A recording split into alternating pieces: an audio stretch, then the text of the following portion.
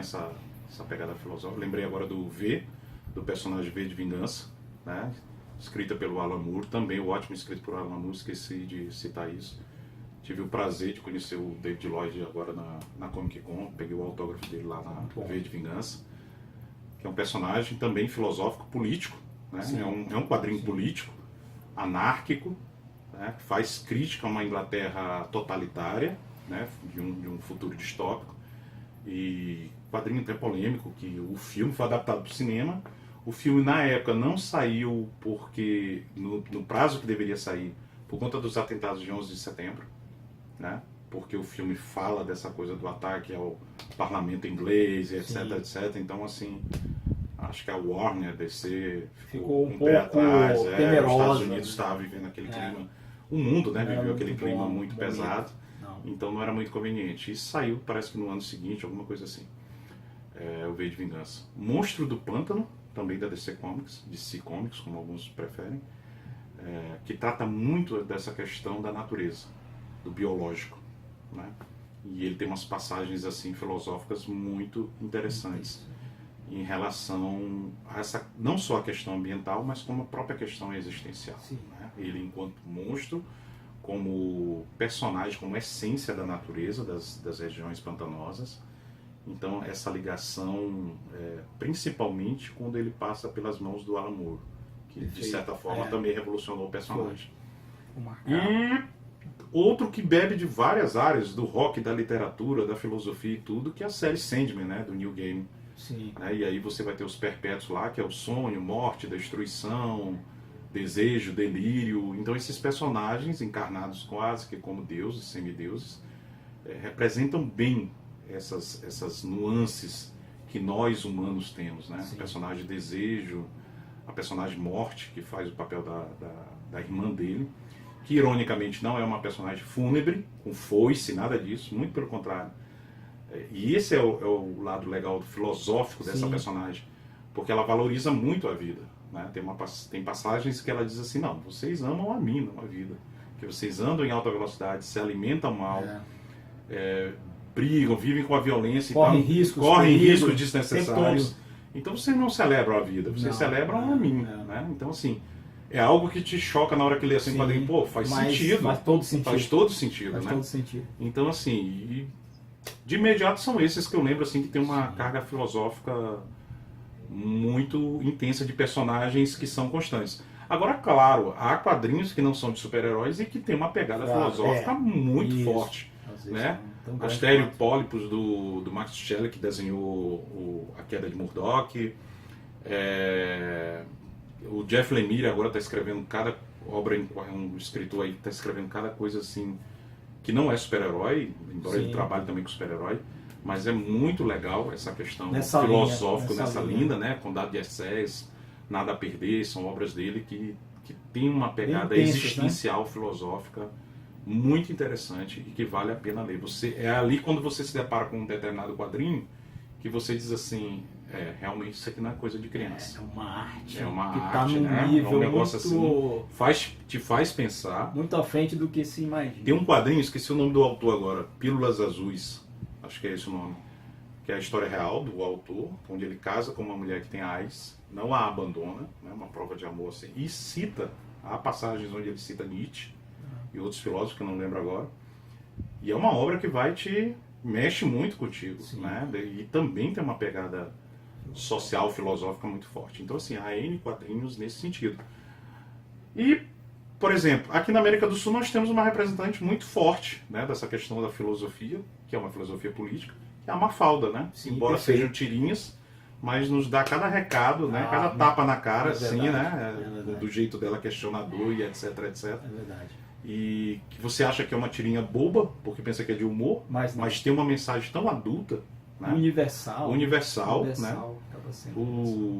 Mas tem essa filosofia política, no caso da Mafalda, bem forte. Os Peanuts, né? A turma do Charlie Brown, com o Snoopy também.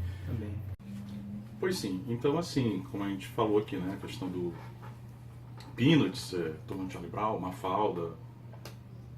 Sim, o Charles Schulz, o criador, até falou sobre isso alguma vez, numa reportagem. Ele fala que o Charlie Brown não tem uma tirinha do Charlie Brown chorando. Verdade. Né? Ele é derrotista. Ele é um derrotista, mas não é um derrotado, lamuriento e tal, não sei o quê. Então, assim, ele não desiste nunca. Ele sempre quebra a cara, mas ele não insiste. deixa de tentar. Ele continua. Então, assim, os Peanuts já tem uma pegada filosófica psicológica, né? Muito forte. E quem não lê as tirinhas pensa que aquilo é coisa para criança. Tem uma história interessante também, engano, né? que uma senhora encontrou com ele, no comércio, alguma coisa assim, e disse assim, olha, minha filha tem 23 anos e ainda lê suas tirinhas. Sim. Ele disse assim, mas eu fiz essas tirinhas, foi para pessoas com 23 anos em diante, não foi para criança. Perfeito. Entendeu? E dificilmente você ri dos quadrinhos dos Peanuts, não é muito pra né? rir. Salvo quando o Snoopy tá Snoopy ali. é o que quebra um pouco essa... Mas o Charlie pegada Brown aí, mas um negativismo filosófico puro sim, ali, né? Por isso sim. que eu disse que meio Schopenhauer, aquela coisa toda. Tem um trabalho sobre isso. Exatamente. Trabalhos Então, assim, que quem adentra esse universo do Charlie Brown e Snoopy, os Peanuts, como é o nome original, se surpreende porque vê a coisa tão adulta, tão forte que são esses quadrinhos, né? Isso aí só pegando uma leitura. Verdade. Ver esses quadrinhos fugindo um pouco assim que saem do universo Marvel. Isso, pegando essa questão mais filosófica que eu acabo observando, pelo menos dos que eu leio. Há muitos outros, né, que a gente ia perder. É uma imensidão. Sim, umas 2 horas de vídeo aqui para citar quadrinhos fora do universo super-herói que são filosóficos. Até outros mais barra pesada. Exatamente. Inclusive. Exatamente. Vários gêneros. Esse que é uma das coisas mais ricas no universo dos quadrinhos, porque durante a Comic viaja, Con, eu comprei esse quadrinho aqui, se chama Microcosmo, do Thiago Souto. Ele já tinha feito uma obra chamada Labirinto. E isso aqui lembra um pouco o Astronauta do Danilo Beirute, do Beirute, só que é um pouco diferente, né? Lembra e é diferente ao mesmo tempo.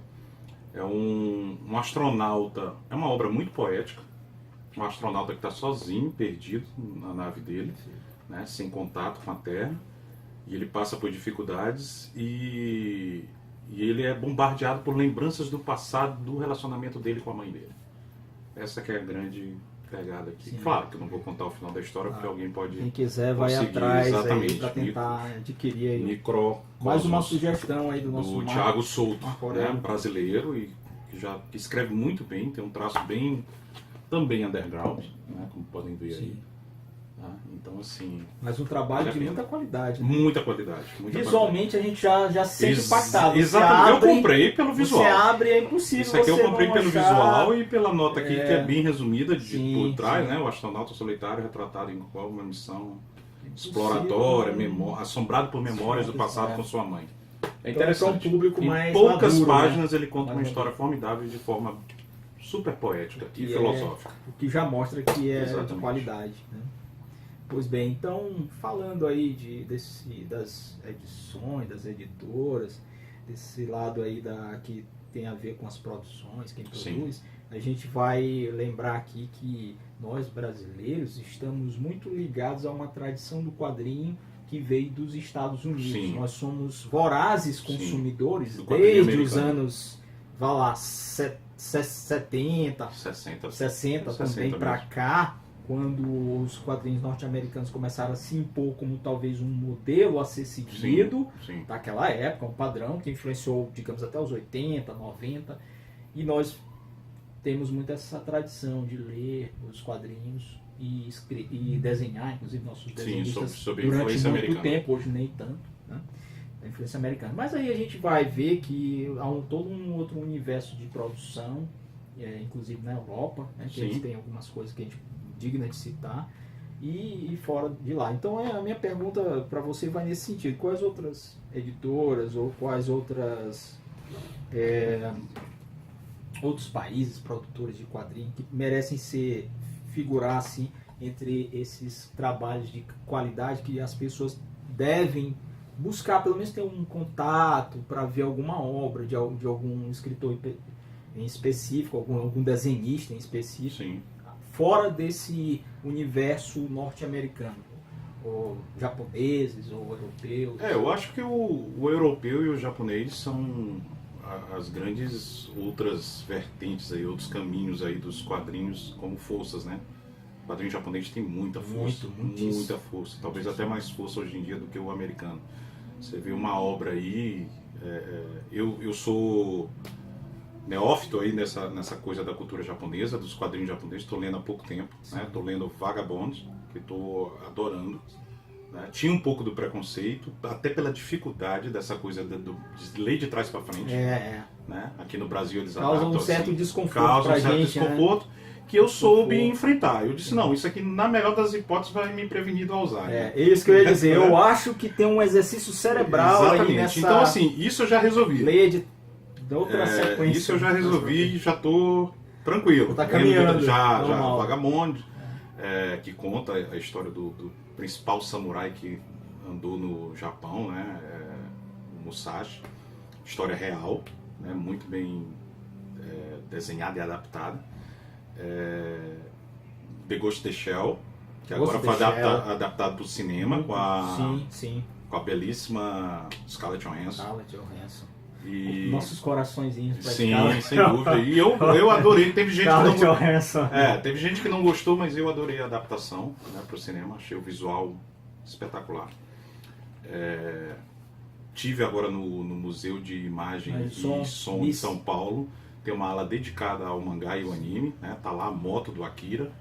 Isso também é outra animação que... Anos 80. Que marcou época e se tornou um ícone. E uma linguagem também, ela começou a construir a linguagem do que viria a ser a linguagem do desenho animado japonês. Estou acompanhando agora do que vai encerrar, que é Fullmetal Alchemist. Fullmetal Alchemist, maravilhoso. Que foi adaptado agora também para Netflix. Eu acho maravilhoso. Então, assim, tem muita coisa. É um universo impressionante, né? Impressionante. Eu, quando fui... Tô indo aos poucos, porque não dá para comprar tudo, não dá para acompanhar tudo. Isso. Mas sai muita coisa. A produção deles lá eles têm canais lá no Japão, né? Tem um... Então, assim, é uma coisa muito interessante. Dezenas, os quadrinhos europeus também tem uma ligação, tem uma vibe bem forte, né? Sim. Foge um pouco desse padrão. Tem uma pegada diferente. Americana, né? Totalmente diferente. Temos também alguns anos atrás aí, que acaba sendo recente também, do ponto de vista cronológico. Moebius, né? Um grande desenhista aí, dos quadrinhos europeus. Sim. Temos o personagem Juiz Dredd, que se não me engano, britânico. São alguns quadrinhos aí que você pode, né, alguns personagens que... figurar aí nesse panteão. O próprio Alan Moore, embora já tenha trabalhado para a indústria americana, mas ele é europeu, né? Dessa realidade. Dessa realidade, e hoje produz coisas por editores independentes ou lá mesmo da Europa, né? Já teve uma série de atritos com a DC Comics, enfim, selos, coisas como o do Inferno, que conta a história do Jack Stripador, já é uma coisa autoral dele, já com outra editora, já não é Marvel, já não é Estados Unidos, não é nada disso. Uma coisa nem Marvel, nem DC, nada disso. Bem europeia. Aquela marca mesmo do exatamente. Europeu. Então você cascavilhando, né, você encontra. Eu encontrei isso aqui tal de o Dormilon, né, que eu não conheço o autor, mas se não me engano, ele é argentino. Eu estava conversando lá, encontrei isso lá na Comic Con. Quadrinho todo em espanhol, né? Conta a história do mundo que está em colapso. E assim você vai descobrindo. Claro, se você cascavilhar, você descobre, para não ficar no lugar comum só de quadrinhos americanos. Convenhamos, se você lê sempre aquelas mesmas coisas, a coisa acaba ficando um pouco restrita até do ponto de vista intelectual. Você se priva de conhecer outros universos, né? Exatamente. Outras linguagens, outras leituras. Isso, e como eu falei, você se limita intelectualmente dentro desse tipo de mídia, né? Desse tipo de leitura. Vamos caminhando aqui para o final desse bate-papo excelente que a gente está tendo aqui com o Marco Aurélio. Quais são os seus desenhistas preferidos? Dá para elencar pelo menos 2 ou 3? E os seus personagens preferidos? Todo mundo tem o seu. Não, na verdade sim. O meu super-herói de infância foi o Homem-Aranha, né? Tudo começou com o Homem-Aranha. Na DC Comics, ou DC Comics, é o Batman. Sempre fui muito fã do Batman e tal, desde antes mesmo, durante a série dos anos 60 que chegou para nós aqui nos anos 80, né? Foi bem tarde. Início dos anos 80. Cheio de onomatopeia e tudo e tal, mas a gente gostava, aquilo era fenomenal. Então Batman tem um momento assim muito marcante ali na minha vida, que a minha bisavó uma vez, acho que eu tinha uns 3, 4 anos, ela fez um uniforme do Batman todo para mim, de folha de jornal. Então isso aí foi muito marcante, né? DC Comics, o Batman, acho que o Batman acaba sendo querido de quase todo mundo. É verdade. Dificilmente alguém vai dizer que não gosta do Batman. Muito difícil. Mas o meu super-herói predileto é o Demolidor, né? Já na fase adulta dos quadrinhos. Sim. Né? Fui meio que distanciando do Homem-Aranha que me supriu durante ali a infância e a adolescência. Mas as histórias do Demolidor já vinham com uma pegada mais adulta há muito tempo. É bem mais adulta. E comecei a me identificar com muitos pontos, até do ponto de vista filosófico, com ele. De personalidade e do ponto de vista filosófico. Então foi o personagem que eu me encontrei. E, como a gente costuma dizer, de quase amor à primeira vista, né? Verdade. Então, Demolidor com o Frank Miller me marcou bastante, e depois também, e tem sido até hoje meu super-herói predileto.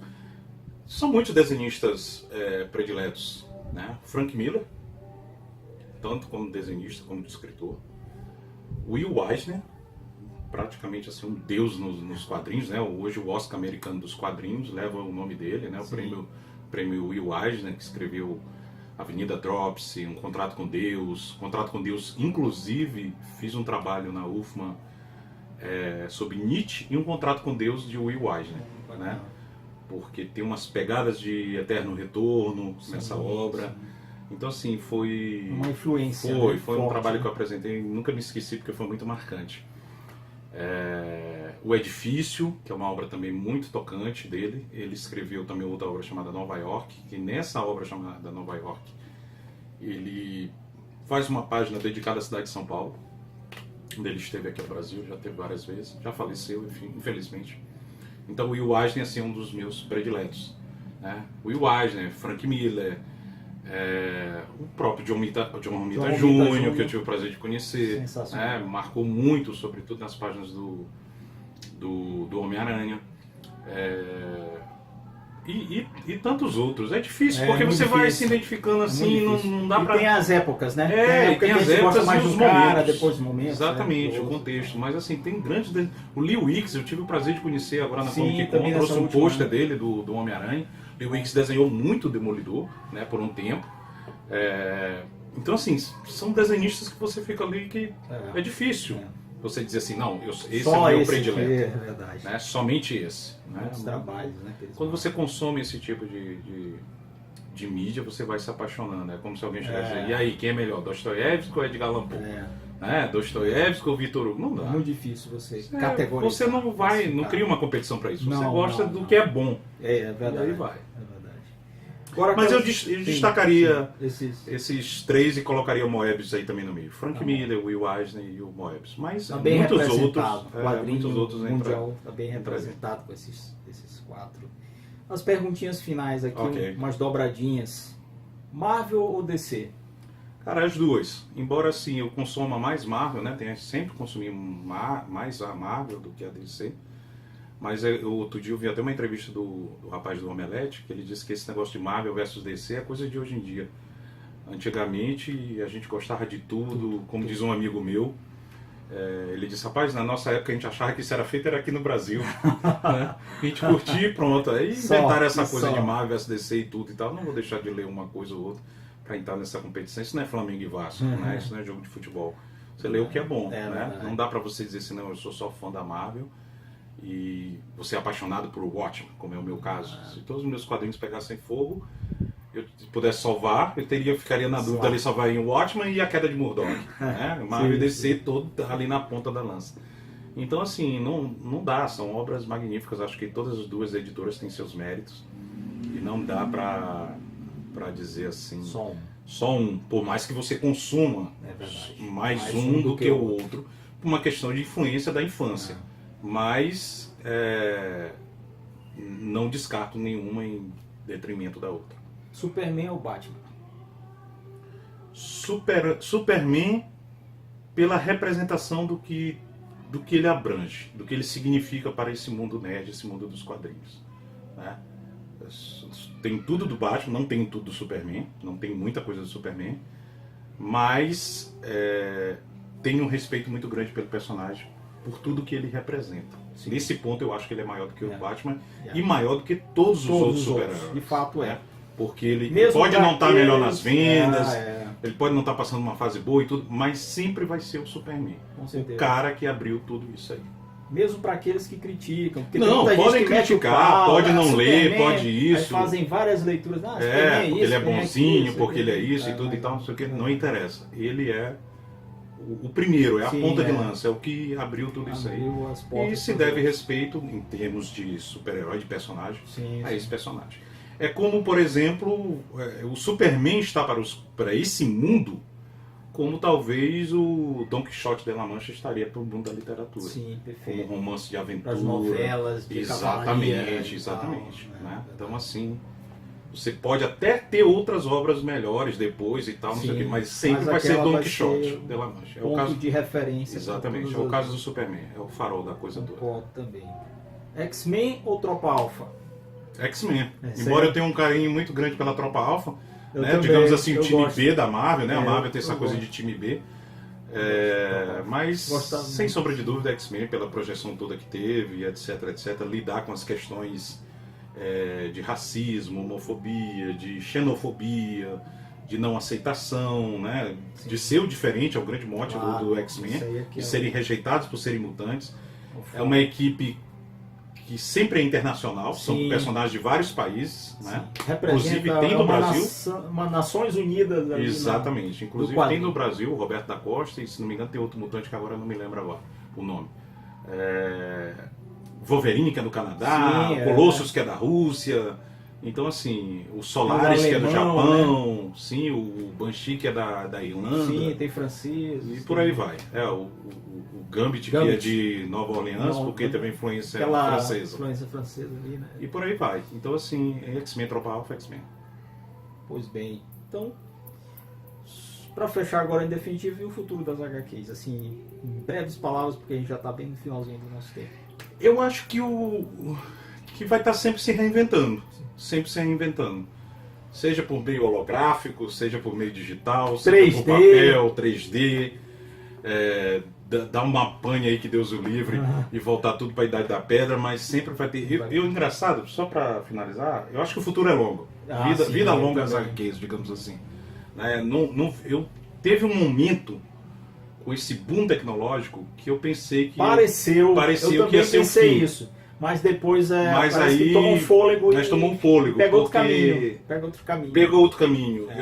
Apesar de toda a crítica que se faz a essa geração, mas eu tenho muita fé ainda nessa geração. Porque eu vejo meninos ainda de 17, 16, não só desenhando, como consumindo o quadrinho. Que tem interesse, né? Mesmo. Gente que quer um material físico e a gente não vê. Compra, coleciona, discute, se reúne, troca ideias. Mesmo cria comunidade. E vejo os pais passando, como isso está muito em voga agora, na Comic Con eu vi muito isso. Os pais levando os filhos, né, mostrando, olha, isso aqui, etc. E influenciando de uma forma ou de outra. Isso é importante.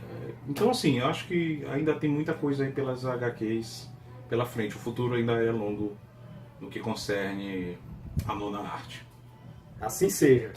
Então, pessoal, a gente encerra aqui. Eu vou agradecer, foi muito bom trocar essas ideias, discutir esses temas.